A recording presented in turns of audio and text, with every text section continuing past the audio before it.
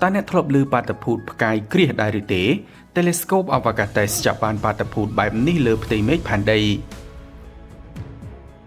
ประสันบันเนกถาพกายปริกเลอเมฆผ่านใดเปรตไรขมิ้นสกรรมเพียบเอาไว้สอนุเจกาเกิดขอหายกายคลาเมียนพบโกจอจมไว้โดยประปอนประติดยืงได้แอคลาติดขมิ้นโกนจากหนึ่งเก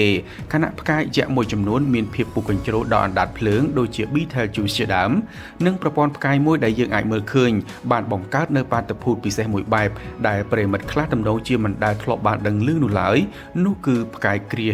Star Eclipse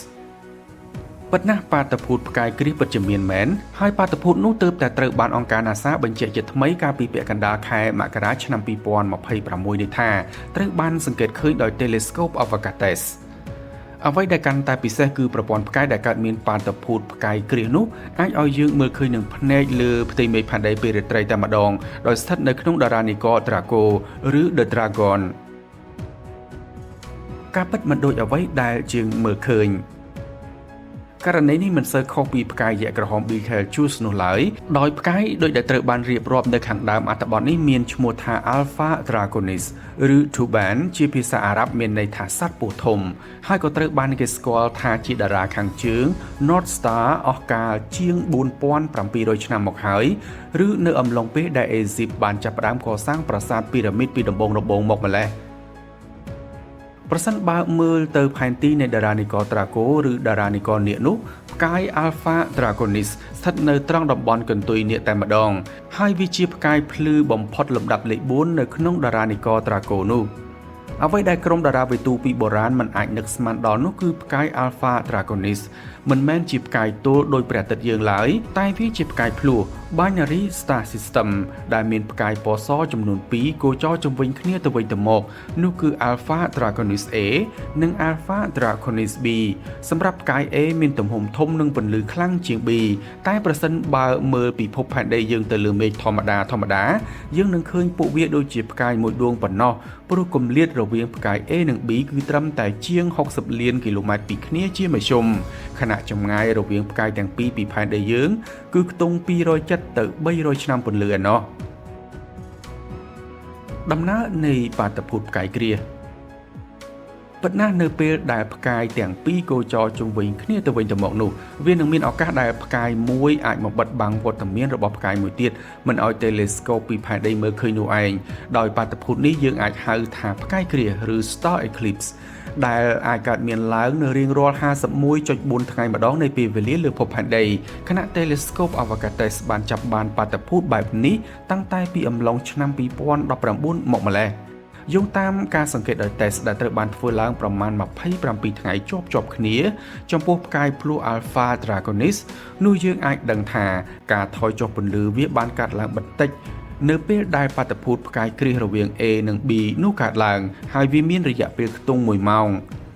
ตัวบีปาตพูดจันกรีหนึ่งโซกรีปาตพูดกายกรีนี่มันบังกออเมนกาบัดบังบนลือคลังโนไหลปรูตูอังแต่งปีสดใต้จีบกายได้เป็นเจงบนลือคลังโดยคเนียกูบัญญัติท่าสำหรับกายอัลฟาดราโกนิสเอได้เป็นตำหมทมหนึ่งมาทนเชียงนุคือสัตว์ในขนมจุ่มปุก Type A Star ขณะอัลฟาดราโกนิสบีได้โตเชียงนุก็โดยคเนียได้กรอนแต่มีกำลังเป็นลือขอคเนียปรูตำหมปนนอมวยวินเทียบกายแต่งปีสดแต่ทมหนึ่งทนเชียงประตัดเยืองดอยอัลฟาดราโกนิสเอหรือรหัสเนียมดารายะปอสอไอทนเชียงประตัดเยืองดอลตะบุญดองหนึ่งอัลฟาดราโกนิสบีไอทนเชียงประตัดเยืองใบจดปรำดองให้กระตรำชนำปีปอนมาภัยประมวยนี่ขมีนพบ Exoplanet นามวยตระบันเราเคยในโครงประปอนกายพลูอัลฟาดราโกนิสในหลายเต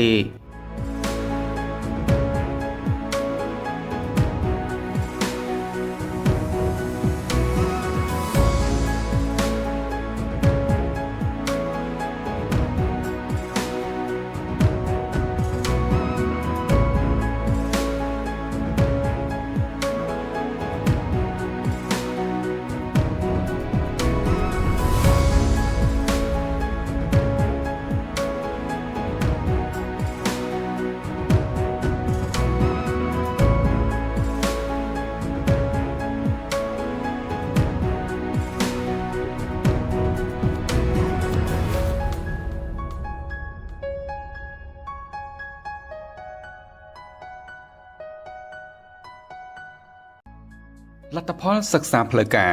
ផ្កាយ Betelgeuse មានបងប្អូនភ្លោះមួយទៀតកំពុងគោចរជំវិញអាចថានេះជាការបកស្រាយអាថ៌កំបាំងដ៏ធំមួយប្រចាំសតវត្សទី21នេះព្រោះនរណាក៏ស្គាល់ផ្កាយ Betelgeuse ដែរខណៈវាស្ថិតនៅក្នុងចំណោមផ្កាយទាំង10ដែលបញ្ចេញពន្លឺភ្លឺខ្លាំងបំផុតរៀងរាល់រាត្រីលើផ្ទៃមេឃផែនដីការឡើងចុះពន្លឺខ្ទង់មួយទសវត្សរ៍ចុងក្រោយនេះរបស់ Betelgeuse បានធ្វើឲ្យក្រុមតារាវិទូដាក់ការសង្ស័យបែបនេះបែបនោះរហូតដល់ធ្លាក់ដល់តារាវិទូខ្លះអះអាងថាផ្កាយយក្សក្រហមនេះបានផោមឬផ្ទុះជះឧស្ម័នថែមទៀត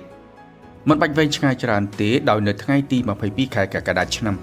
2025សារព័ត៌មានអវកាសនិងវិទ្យាសាស្ត្រអន្តរជាតិល្បីៗជាច្រើនបានចេញផ្សាយព្រមៗគ្នានៅលទ្ធផលសិក្សាផ្លូវការចំពោះការពិតនៃឥរិយាបថខុសប្រក្រតីនៃផ្កាយ Betelgeuse ដែលចម្ងាយត្រូវបានគណនាពីមុនគឺខ្ទង់700ឆ្នាំពន្លឺពិភពផែនដីយើងនោះហើយវានឹងធ្វើឲ្យលោកអ្នកនឹកស្មានមិនដល់ឡើយ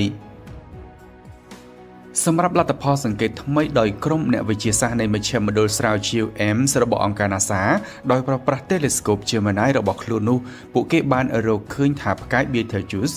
ដែលជាភាសាអារ៉ាប់មានន័យថាបាតដៃយក្សមួយនោះតាមការពិតទៅគឺជាប្រព័ន្ធផ្កាយភ្លោះ Binary System ហើយវាមានចម្ងាយខ្ទង់548ឆ្នាំពន្លឺប៉ុណ្ណោះពិភពផែនដីដោយស្ថិតនៅក្នុងតារានិករ Orion បើយើងមើលទៅលើផ្ទៃមេឃពេលរាត្រីបច្ចុប្បន្ននេះផ្កាយ Betelgeuse កំពុងស្ថិតនៅក្នុងដំណាក់កាលចុងក្រោយនៃជីវិតរបស់វាទៅហើយដោយវាមានម៉ាស់ប្រមាណ 16.5 ទៅ 19 ដងនៃម៉ាស់ព្រះអាទិត្យយើងខណៈទំហំវិញគឺធំជាងព្រះអាទិត្យយើងដល់ទៅ